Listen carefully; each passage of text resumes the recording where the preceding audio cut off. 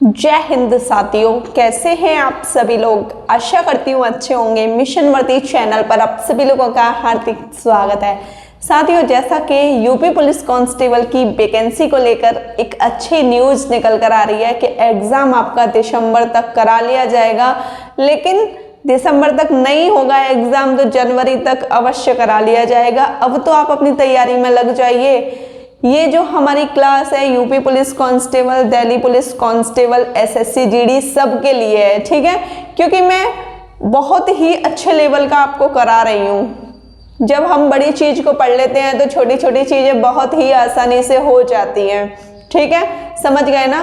Delhi police के लिए तो बहुत ही इम्पॉर्टेंट है और यूपी पुलिस गारंटी लेती हूँ कि कहीं से भी क्वेश्चन आ जाएगा, आप करके आओगे, ठीक है। तो आप देख लीजिए, आज की क्लास में हम लोग पढ़ने वाले हैं संविधान की क्लास हमारी 13 होने वाली है।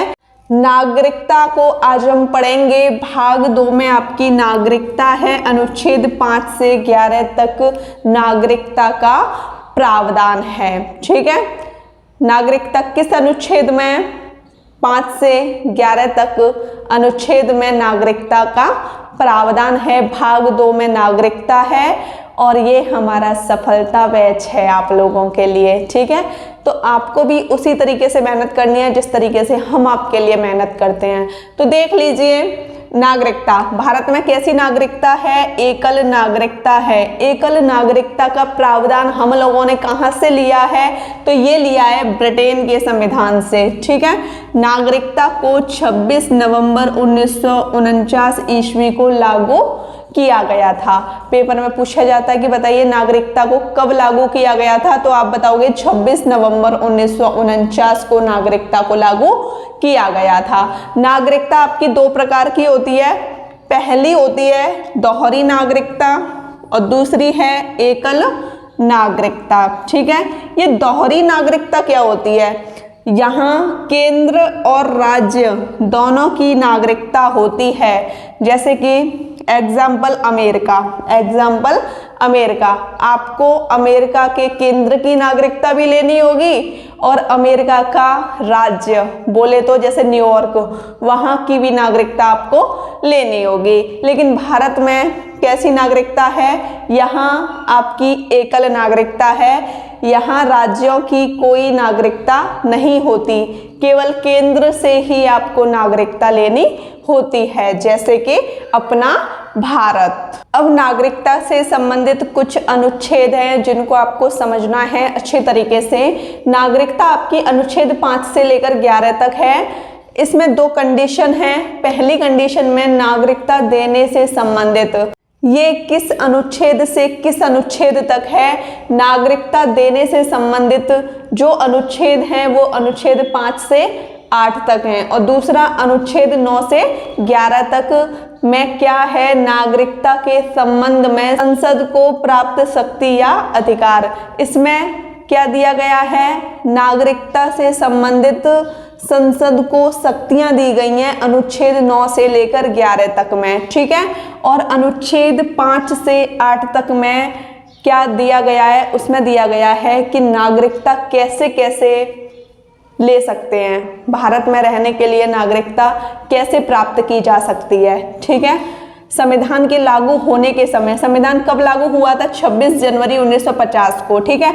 संविधान के लागू होने के समय कौन कौन भारत के नागरिक माने जाएंगे, ये सब कुछ हमको एक्सप्लेनेशन के साथ पढ़ना है। जैसा कि मैं आपको फिर से बता दूं, आपके जो अनुच्छेद हैं, अनुच्छेद 5 से लेकर 11 तक में आपकी क्या है? नागरिकता है। नागरिकता भाग 2 में है। अब हम अनुच्छेद 5 को पढ़ेंगे। देखो, यहाँ पर चीज़ों को अच्छे तरीके से समझना, अगर आप समझोगे तो आपको रटने की ज़रूरत नहीं पड़ेगी, ठीक है। नहीं तो आप रट लेते हो कि 1 में ये दिया है, 5 के 1 में ये दिया है, 5 के 2 में ये दिया है। ऐसा हमको नहीं करना, ठीक है। हमको सिर्फ चीज़ों को समझना है और ये जो चैप्टर है ना, ये समझने वाला ही है, ठीक है। नागरिकता चैप्टर आपका इम्पॉर्टेंट भी है। क्यों इम्पॉर्टेंट है? क्योंकि भाई नागरिकता नहीं है तो हम भारत के निवासी नहीं हैं। तो देख लीजिए, अनुच्छेद 5 कहता है संविधान के लागू होने के समय निवास के आधार पर नागरिकता, कि जब संविधान लागू हुआ था उस समय जो भी निवासी थे उनके आधार पर नागरिकता को हम देखते हैं। तो देख लीजिए क्या क्या शर्तें होनी चाहिए भारत में रहने के लिए। पहली शर्त है वह व्यक्ति भारत के राज्य क्षेत्र में जन्मा हो। ठीक है, जैसे कि मेरे मम्मी पापा हैं, है ना, मैं भारत में ही जन्मी हूँ तो मैं भारत की नागरिक हूँ। ठीक है, यहाँ तक चीजें क्लियर। अब दूसरा पॉइंट है, दूसरा पॉइंट उस चीज में आ जाता है उसके माता पिता में से किसी एक का जन्म भारत में हुआ हो। जैसे मैं हूँ, मेरे पापा रहते हैं अमेरिका, मम्मी मेरी भारत की रहने वाली हैं, है ना, समझ गए ना, लेकिन मैं फिर भी भारत की नागरिक मानी जाऊंगी क्योंकि मेरी मम्मी तो भारत की है ना। ठीक है, ये चीज क्लियर। अब आप देख लीजिए तीसरा पॉइंट, संविधान के लागू होने के, संविधान जब लागू हुआ था तब, है ना, उसके कम से कम 5 वर्ष पहले, उसके कम से कम 5 वर्ष पहले से वह भारत में रह रहा हो। ठीक है, समझ गए ना। संविधान लागू कब हुआ था? 26 जनवरी 1950 को। 26 जनवरी 1950 से कम 5 वर्ष पहले, मतलब 1945 तक वो रह रहा हो भारत में, तब उसको दी जाएगी भारत की नागरिकता। ठीक है, नोट पॉइंट कहता है इन तीनों में से कोई एक शर्त पूरी करनी होगी। अगर इन तीनों में से आप कोई एक शर्त पूरी कर लेते हो तो आप माने जाओगे भारत के नागरिक। अनुच्छेद 6 में भी कुछ भी नहीं है, बहुत सिंपल है। ठीक है, समझने की कोशिश करना। पाकिस्तान से भारत आने वालों के लिए नागरिकता, ये किस समय की बात हो रही है? ये बात हो रही है संविधान लागू होने के समय की, कि जब संविधान लागू हो रहा था उस वक्त पाकिस्तान से भी तो लोग आ रहे थे भारत में और भारत से भी लोग जा रहे थे पाकिस्तान में। तो जो लोग पाकिस्तान से भारत में आ रहे थे उनके लिए नागरिकता का क्या प्रावधान था, उनके लिए क्या शर्तें थी? तो देख लीजिए, ये शर्तें थी, वह 19 जुलाई 1948 से पहले अगर भारत आ गया है, 19 जुलाई 1948 से पहले भारत आ गया है तो वो भारत का नागरिक माना जाएगा। ठीक है, समझ गए ना। कोई व्यक्ति पाकिस्तान से भारत 19 जुलाई 1948 से पहले भारत आ गया है तो उस व्यक्ति को खुद पे खुद भारत की नागरिकता मिल जाएगी। अब बात कर लेते हैं कि अगर कोई व्यक्ति 19 जुलाई 1948 के बाद भारत आया है तो उसको नागरिकता कैसे मिलेगी, उसको नागरिकता किस प्रकार मिलेगी? उसको कम से कम 6 महीने तक भारत में रहना पड़ेगा, उसके बाद रजिस्ट्रेशन के माध्यम से उसको मिल जाएगी नागरिकता। अनुच्छेद 6 में तो हमने ये देखा था कि पाकिस्तान से कोई व्यक्ति संविधान लागू होने से पहले या बाद में आ रहा था, लेकिन इसमें कंडीशन थोड़ी सी चेंज वाली है। तो वो क्या चेंजेस हैं देख लीजिए। भारत से पाकिस्तान जाने वाले, जैसे कोई व्यक्ति है वो भारत से पाकिस्तान चला गया है, ठीक है, और फिर पुनः उसने विचार किया कि नहीं मुझे तो भारत में ही जाना है, ठीक है, और फिर पुनः पाकिस्तान से भारत वापस आने वालों के लिए नागरिकता का क्या प्रावधान है, ये कौन सा अनुच्छेद कहता है? तो ये अनुच्छेद 7 कहता है। ठीक है, इसके लिए शर्तें कौन कौन सी हैं? शर्तें हैं आपकी 1 मार्च 1947 से पहले जाने वाले, और फिर पुनः वो अगर भारत में आ जाता है उसी टाइम, समझ गए ना, तो उसको क्या समझा जाएगा? उसको भारत का नागरिक समझ लिया जाएगा। ठीक है, जैसे कोई व्यक्ति है वो 1 मार्च 1947 से पहले चला गया है और फिर वापस आ गया है तो उसको भारत का नागरिक समझ लिया जाएगा। ठीक है, अब बात कर लेते हैं 1 मार्च 1947 के बाद अगर कोई व्यक्ति गया है और वो भारत में फिर से आना चाहता है तो उसके लिए नागरिकता का क्या प्रावधान है? देखो, उसके लिए ये प्रावधान है कि उसको, उस व्यक्ति को पाकिस्तान सरकार से स्थायी निवास पत्र या स्थायी प्रमाण पत्र लेकर आना पड़ेगा कि हाँ वो पाकिस्तान का व्यक्ति है, वो वहां पर निवास करता था। ठीक है, समझ गए ना। और फिर भारत में आकर रजिस्टर कार्यालय में नागरिकता के लिए आवेदन करना पड़ेगा। ठीक है, कम से कम भारत में उसको रहना पड़ेगा 6 महीने तक, फिर उस व्यक्ति को मिल जाएगी भारत की नागरिकता। ठीक है, समझ आ रहा है ना सब कुछ जो भी पढ़ाया जा रहा है। अनुच्छेद 7 तक आपने बहुत अच्छी तरीके से पढ़ लिए हैं। अब आपका अनुच्छेद 8 है। अनुच्छेद 8 क्या कहता है? ये अनुच्छेद कहता है वह व्यक्ति जो भारतीय मूल का हो, है ना, समझ गए ना, मतलब कि भारत का वह व्यक्ति हो, वह व्यक्ति जो भारतीय मूल का हो, परंतु संविधान के लागू होने के समय, जब संविधान लागू हुआ था 26 जनवरी 1950 को, उस समय, ठीक है, भारत के क्षेत्र में निवास नहीं कर रहा था, मतलब किसी अन्य देश में वो रह रहा हो। ठीक है, समझ गए ना यहाँ तक। अब शर्तें क्या क्या है, अगर वो व्यक्ति भारत में आना चाहता है तो उसके लिए क्या क्या शर्तें हैं। ठीक है, उस टाइम संविधान लागू होने से पहले की जो शर्तें हैं वो क्या क्या थी? ये थी कि उसके माता पिता, दादा दादी, नाना नानी में से किसी एक का जन्म भारत में हुआ हो। अगर किसी एक का जन्म भारत में हुआ है तो उसको नागरिकता दे दी जाएगी।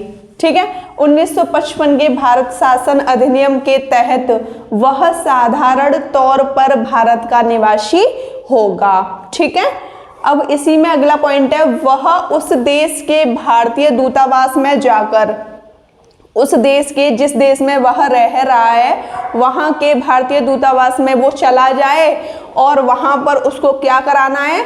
रजिस्ट्रेशन। रजिस्ट्रेशन के माध्यम से उसको भारत की नागरिकता मिल जाएगी। जैसा कि हम लोगों ने 5 से लेकर 8 तक अनुच्छेद पढ़ लिए हैं, अब हम अनुच्छेद 9 से 11 तक पढ़ेंगे। इन अनुच्छेदों में ऐसा क्या है? इन अनुच्छेदों में एक हेडिंग में आप समझ लीजिए, नागरिकता के संबंध में संसद को जो भी अधिकार प्राप्त हैं वो इसी अनुच्छेद में है। ठीक है, समझ गए ना। अनुच्छेद 9 क्या कहता है? किसी अन्य देश की नागरिकता ग्रहण करने पर भारतीय नागरिकता स्वतः ही समाप्त हो जाएगी। अनुच्छेद 9 कहता है अगर जैसे कि मैं हूं, मैंने अमेरिका की नागरिकता ले ली है तो भारत की नागरिकता खुद पे खुद खत्म हो जाएगी। ठीक है, अनुच्छेद 9 कहता है। अब आप देख लीजिए अनुच्छेद 10 क्या कहता है? संसद के द्वारा, किसके द्वारा? संसद के द्वारा बनाए गए कानूनों के माध्यम से, संसद के द्वारा जो भी कानून बनाए जाएंगे उसके माध्यम से किसी व्यक्ति को उसकी नागरिकता से वंचित किया जा सकता है। ठीक है, ऐसा कानून किसी व्यक्ति के लिए बनाया जाए कि हाँ, उसको भारत की नागरिकता से हम लोग कर देंगे वंचित। ठीक है, किसके द्वारा? संसद के द्वारा, अथवा नागरिकता ग्रहण भी कर सकता है। समझ गए ना? ऐसा कोई कानून जिसके तहत किसी भी व्यक्ति को नागरिकता से वंचित किया जा सकता है या नागरिकता उसको दी जा सकती है। ठीक है, यहाँ तक चीजें समझ आ गई आपके। अब आप देख लीजिए कि आपका अनुच्छेद 11 क्या कहता है? अनुच्छेद 11 कहता है नागरिकता में कोई भी नया कानून, जिसको हम बोलते हैं विधि, ठीक है, कानून को क्या बोलते हैं? विधि। नागरिकता में ऐसा कोई भी नया कानून जिसको या तो जोड़ना हो या घटाना हो। नागरिकता में कोई भी ऐसा कानून जिसको जोड़ना है या घटाना है तो किसके हाथों में है? संसद के हाथों में है। नागरिकता में संशोधन करना किसके हाथों में है? संसद के हाथों में है। अब आप देख लीजिए अनुच्छेद 11 के अनुसार नागरिकता में किसी भी प्रकार का संशोधन करने का अधिकार संसद को है। संसद संशोधन केवल साधारण बहुमत के आधार पर कर सकती है। ठीक है, संविधान संशोधन के आधार पर नहीं, साधारण बहुमत के आधार पर कर सकती है संशोधन। ठीक है, जैसा कि साथियों आप देख पा रहे हो, प्रमुख नागरिकता संशोधन अधिनियम, नागरिकता में कौन कौन से संशोधन अधिनियम हुए, है ना, किस सन में हुए, तो देख लीजिए, पूरा डाटा आप लोगों के सामने है। नागरिकता संशोधन अधिनियम 1955, ये तो मोस्ट इम्पॉर्टेंट है आपका, मोस्ट इम्पॉर्टेंट है। ठीक है, नागरिकता संशोधन अधिनियम एक और हुआ था 1960 में। 1960 के बाद 1986 में संशोधन अधिनियम हुआ नागरिकता का। फिर इसके बाद 1992 में, 1992 के बाद 2003 में, 2003 के बाद 2005 में, 2005 के बाद नागरिकता संशोधन अधिनियम हुआ था 2015 में, 2015 के बाद 2019 में आपके 8 नागरिकता संशोधन अधिनियम हुए हैं। जैसा कि साथियों मैं आपको बता दूं कि जो नागरिकता है, नागरिकता संशोधन अधिनियम 1955 इम्पॉर्टेंट है, इसको तो पढ़ना ही पड़ेगा, है ना। तो देख लीजिए, नागरिकता प्राप्ति हम 5 आधारों से कर सकते हैं और नागरिकता का त्याग हम 3 आधारों से कर सकते हैं। प्राप्ति 5 आधारों से किस किस प्रकार कर सकते हैं, 5 टाइप लिख दिए मैंने। पहला जन्म से, दूसरा वंश क्रम से, तीसरा पंजीकरण से, चौथा देशीकरण से, 5वां भारत में सम्मिलित हो जाने के आधार पर। ठीक है, अगर इन 5 में से एक भी चीज हमारे पास है तो हमको भारत की नागरिकता मिल जाएगी। ठीक है, और नागरिकता की समाप्ति किस आधार पर की जा सकती है, वंचित किया जाना। ठीक है, समझ गए ना। स्वतः त्याग की घोषणा, मतलब खुद ही बोल दें कि हमको नागरिकता नहीं लेनी। ठीक है, और पर्यावसान, इनको एक्सप्लेनेशन में बहुत अच्छी तरीके से करूँगी। तो नागरिकता को मैं कल आपको पढ़ाऊँगी, थोड़ा बहुत रह गया है बस। और कल की क्लास में हम लोग पढ़ेंगे मौलिक अधिकार। आपको आज की क्लास कैसी लगी मुझे कमेंट सेशन में अवश्य बताइएगा। वीडियो अच्छी लगी हो तो चैनल को सब्सक्राइब कीजिएगा, लाइक कीजिएगा, शेयर कीजिएगा। जय हिंद साथियों।